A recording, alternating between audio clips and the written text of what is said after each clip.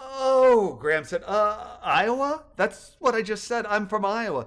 Des Moines, to be specific. I live in a lovely patch of woods called the Ding Darling Preserve near the Des Moines River. And you? I mean, where are you from? My name's Monkey-Joe and migrating I go. I've just gone east to west and am in search of a rest. Mato Grosso's my home and through Para I'll roam. I'm so sorry, Graham said. I understand your words individually, but when you string them together, I get lost in the heather. Where are we? From your words, it is clear you're not from around here, MJ said. Don't know where you're from, but this is Brazil, my young one. We're at Mato Grosso's north border, perhaps a kilometer below the state of Para. Where did you start and where hope to end? I ask you again, my cotton-tailed friend. Brazil! Graham exclaimed far too loudly. But that's impossible. The transport coordinates I gave the EB Brigade were for Mason City, Iowa. 43.1527 degrees north latitude and 93.2027 degrees west latitude, which should have landed me and my 1,728 Easter eggs on South Adams Avenue. Where am I? There's a glitch I do fear in the matrix, it's clear, MJ said sympathetically, for the numbers like eggs are a big scrambled mess. From 43 north, you're terribly off course. His coordinates here are 9 degrees south, I do fear. What? Graham wailed. But that can't be. I gave the exact longitude and latitude numbers for the exact spot in Mason City that I wanted to be transported to. The longitude was 43 degrees north and the latitude was 93 degrees west, and the coordinates I gave them were down to the minute and sub-second. Where am I? Well, I don't know precisely, Joe said softly, but speaking roughly, your latitude south at 90 degrees, while longitude's west 52, I believe, which means I'm afraid you're very off course, but don't be afraid. I've helped friends through much worse. Despite MJ's presence and the spider monkey's obvious desire to help, Graham inched closer and closer to panicking. I don't know where I am, Graham sobbed. I don't know how I got here. I don't see any human houses where I can deliver my Easter eggs, and I have no idea how I'm going to get home. This isn't what I signed up for, he concluded, sniffling back his tears, but not his fears. I understand, my newfound friend, MJ said in a soft, soothing voice. But if you'll explain, I'll help if I can. I know you're adrift. It's clear you are lost. But if we work hard, we'll get you uncrossed. You mentioned those eggs you wear as a coat. Perhaps let's start there while I take mental notes. Oh, goodness, Graham wailed loudly. The Easter eggs.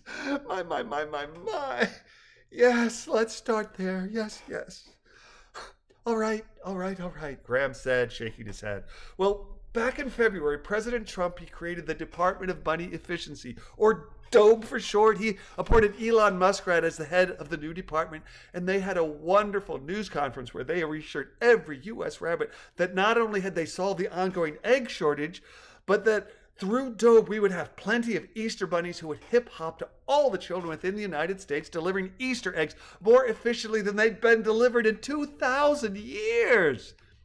Their proclamation was glorious, and I volunteered immediately. I mean, I love God, I love Easter, I love children, and I love the United States of Rabbits. So what could be better than serving God, honoring Easter, pleasing children, and making the United States great again? I was very excited, and it kept getting better and better. I was one of the very first bunnies to graduate from Dope Easter Bunny School, and I managed to place sufficiently high to get my mother's hometown of Mason City, the exact spot for delivering eggs that I wanted. I tell you, I was walking on water, my head in cloud 9, feeling as though I were truly in seventh heaven when my father and I walked into the EB transfer station this morning. I even made my own Advent calendar. An Advent calendar is like an Advent calendar, but instead of counting down the days between the fourth Sunday before Christmas until Christmas Eve, I counted down the days between when I graduated from Easter Bunny training on March 12th until today, Easter Sunday.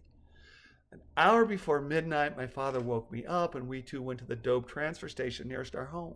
We arrived early, and after asking very nicely if I could head to Mason City right away, one of the Dope transport technicians named Stanley rather rudely told us no, we could not, that no one could be transported before the stroke of midnight local time. I'm afraid I didn't hide my disappointment at all, and Corsetine, the other attendant, said it was all right.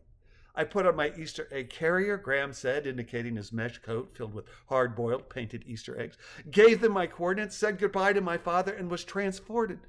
But something went terribly wrong because I wound up here when I was supposed to wind up in Mason City. I'm afraid that my sin of impatience is what sent me south, and now I may never be able to return home. I'm lost, I'm scared, and I'm feeling both hopeless and useless. Your tale, it is true, is a horrible thing, MJ said, but I know just the saint who salvation may bring. With Monkey-Joe by his side, Graham's grand hopes of being a 2025 Easter Bunny were resurrected when his new friend mentioned knowing a saint who might be able to provide heavenly intervention. What? Graham asked. You know a saint?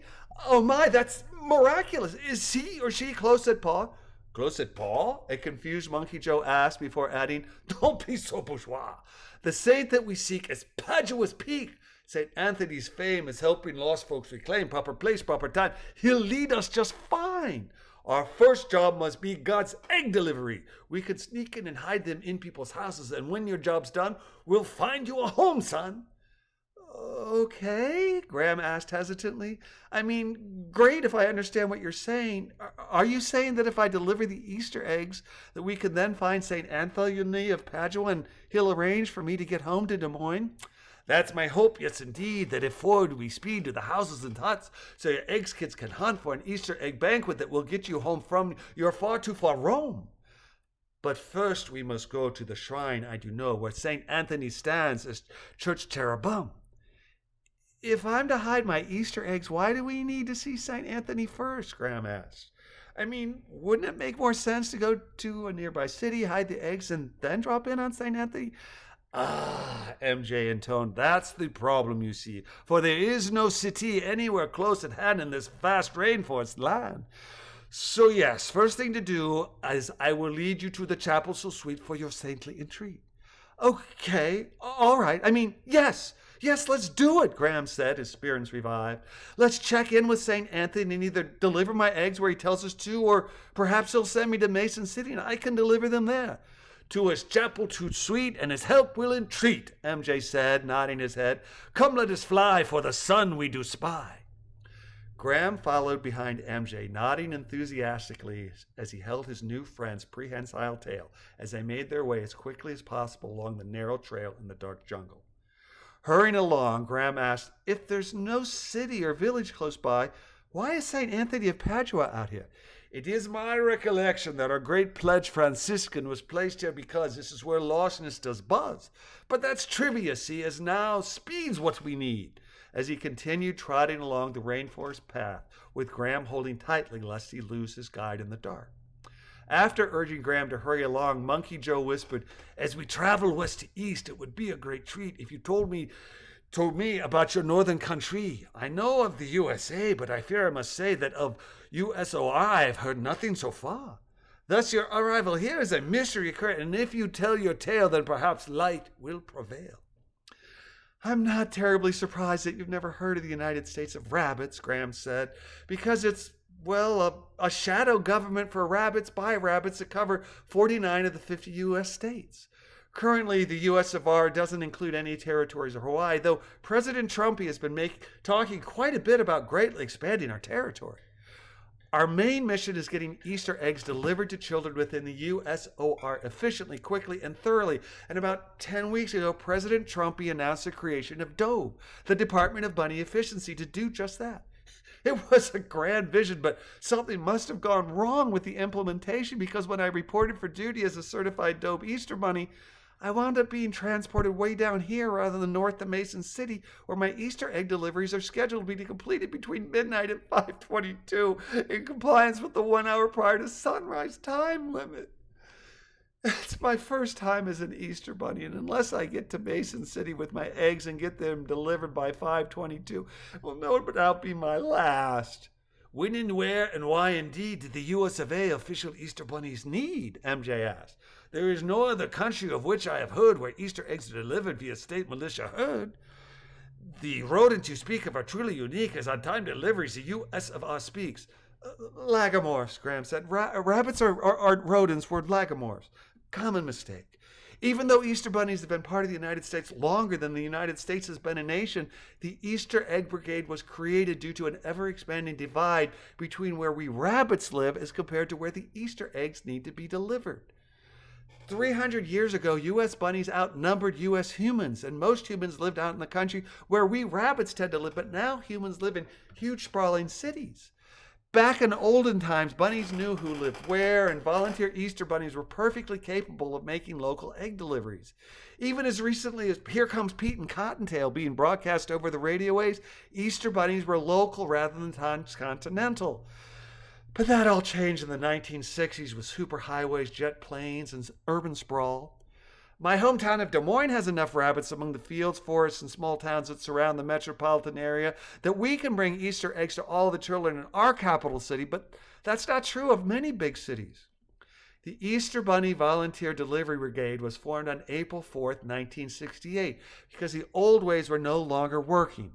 Changing times is why. Most people live in cities, but most rabbits are out in the countryside. It was the nation's need that caused the change in how Easter bunnies deliver. And this year we took it a hop, skip, and a jump further with the introduction of Dobe.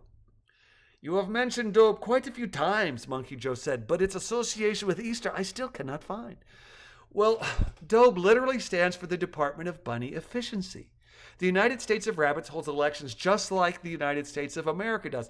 Local elections, state elections, national elections.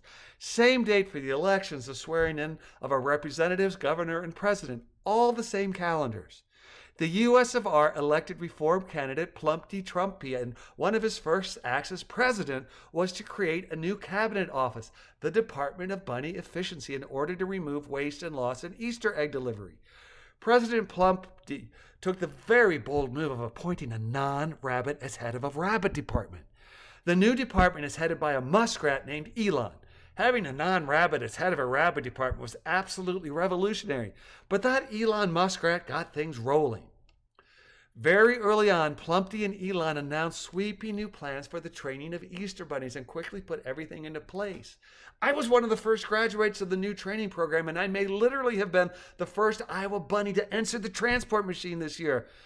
But something went terribly wrong, because this certainly isn't Iowa anymore, is it, Monkey-Joe? In Iowa, we're most certainly not. The U.S. of R, North America, got. But do you know what ahead there does lie? MJ asked as they reached a clearing where the moon shone down magnificently upon a small, simple wooden shrine that stood where the path intersected a wider dirt road. An unpleasant situation that St. Anthony may be able to make better? Graham asked. We only need faith, MJ whispered as the structure came in view. I'm sure that it's true for St. Anthony to come rescue you. Holding out his paw as they reached the decorative fence around the shrine, he said, A heavenly chapel, we've reached it toot sweet. We are truly here, so I'm certain that soon you'll have no cause for despair. Continuing forward and through the fence, MJ said, We soon will enter our heavenly place. Let's regain our breath by slowing our pace.